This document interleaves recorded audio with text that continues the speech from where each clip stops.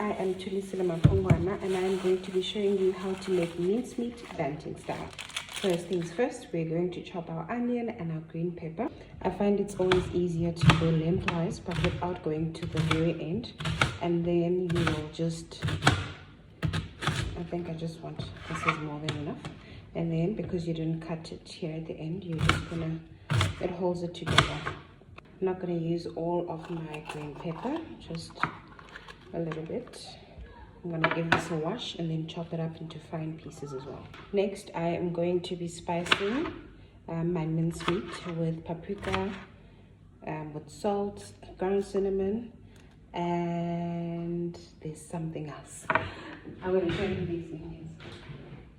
Okay, so next I'm going to be spicing my mincemeat with tandoori chicken, chutney, ground cinnamon, I don't know if I should use this or not, and paprika and salt, obviously. These are Bantified approved spices. I do also want to get onion powder and garlic powder. I feel like that will just add a little bit of something else. I'm going to be using wholesome vegetable, solid vegetable oil. And then I'm going to touch my vegetables in there, wait for just a little bit, and then put on some mincemeat. Let's watch. I'm using my frying pan, which I did not wash out. I had also just made cabbage to go with the meal. And so I've waited just a little bit for my pan to be hot. And now I'm just glazing over the pan, and it's just taking the fat that it needs.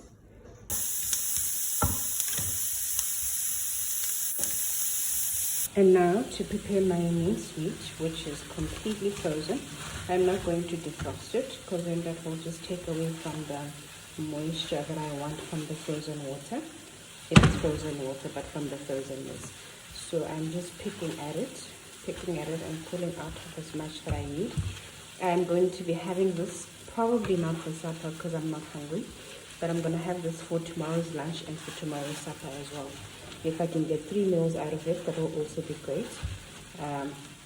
Yeah. As you can see over here, I am struggling with this block of mince. So I've decided to use my knife to just cut through it. And then my veggies are sizzling nicely. So what I'm going to do is I'm going to put my mince in a freezer bag and put it back in the freezer so it stays for longer. And then I'm going to add my mince into my pot. And as soon as it lightly browns, I am going to season it with my spices. And we only have a few minutes before we need to go to the gym. Okay, so my vegetables are coming just right. I don't want them to cook too much before I add my mince, so I'm just going to throw that in there. Bring it slightly in there. And then I'm going to stir until it browns. I will be adding some more of my fat. There, I'm just going to cover it for a few minutes. My heat is still on medium. So I also wanted to show you, this is a bit of a trick that I use to ensure that my mince, which is like literally not even half of this bag, but it stays fresh because I won't be cooking it for maybe another week or so. I am going to be sucking the air out of this bag, like so, until it tightens up. Then just zip it up quickly, and some, not all of it, but some of the air is sucked out, and then back to the mince. So I want to turn down the heat and add my spices. Starting with my salt, just a little bit of salt, so that it's there.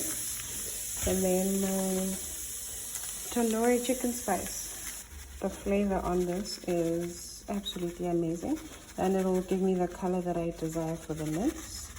And then I'm going to add my paprika, which is also going to give me that deep brown color.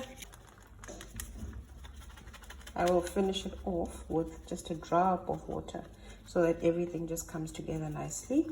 And then after that simmers up nicely, I will be adding my cheese. So already my mince has already browned up nicely. And for some reason, guys, the flies are flying over to this mince because wow, had a taste test and I decided to mix in my chutney as well, just for the sweetness. Otherwise, this is coming on just right. And I'm just going to add a little bit more of my paprika. And then I'm going to pour in my water for that 1 minute simmer. And then my cheese, and we are done.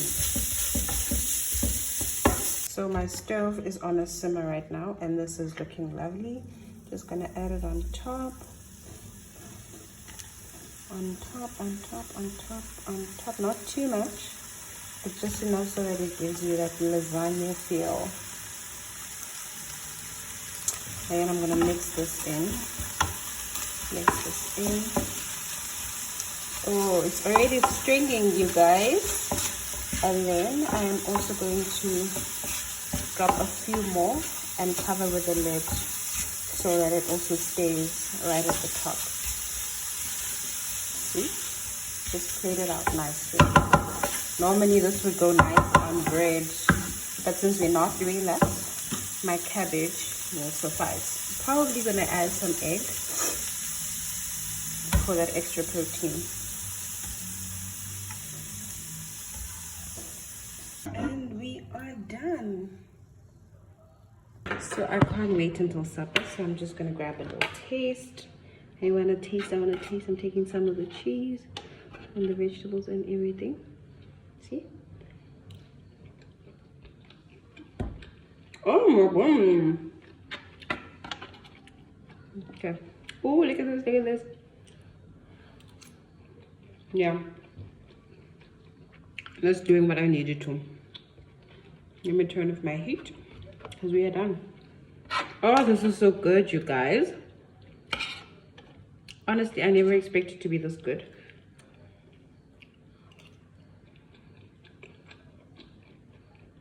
Yeah. Yeah.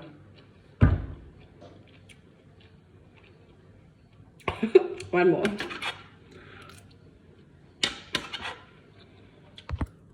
Let me show you what I'm eating. I've eaten this whole corner.